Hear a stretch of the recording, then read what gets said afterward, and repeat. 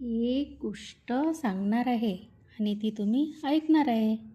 एक होती म्हातारी. एकदा काय झालं, ती गेली आपल्या लेकीकडे.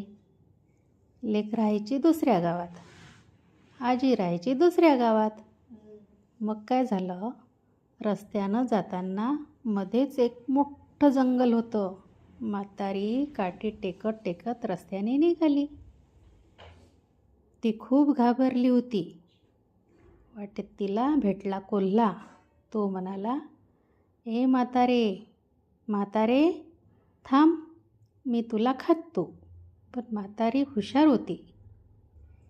ती म्हणाली, मला खाऊन तुझे पोट भरणार नाही, त्यापेक्षा थोडे दिवस थांब.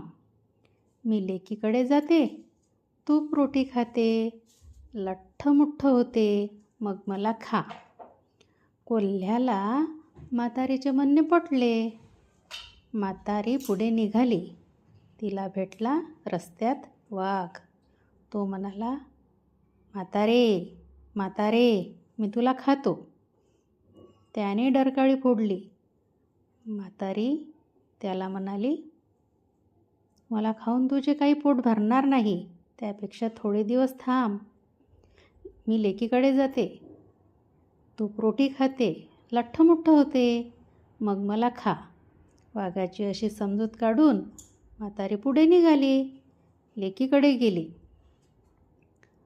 ती खूप दिवस मजेत राहिली, खाऊन पिऊन लठ्ठमुठ्ठ झाली. थोड्या दिवसांनी तिला वाटले की आपण आपल्या घरी जावे.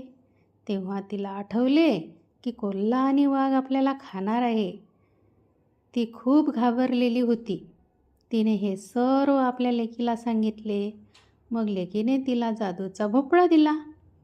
आपल्या घरी परत येताना तिने एक मोठा लाल भोपळा घेतला. त्यात बसून ती भोपळ्याला म्हणाली, चल रे भोपळ्या, टुणूक टुणूक. भोपळा रस्त्याने निघाला. वाटेत वाघाने भोपळा पाहिला.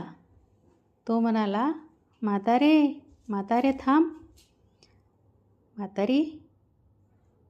आतून म्हातारी म्हणाली, कशाची म्हातारी आणि कशाची कोतारी, चल रे भोपळ्या टुणूक टुणूक.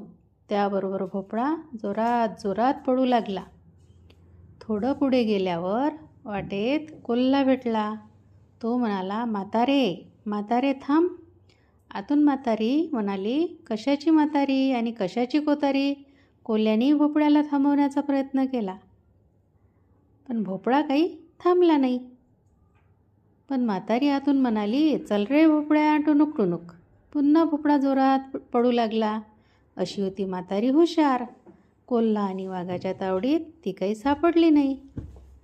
भोपळ्यात बसून ती सुखरूप आपल्या घरी पोचली.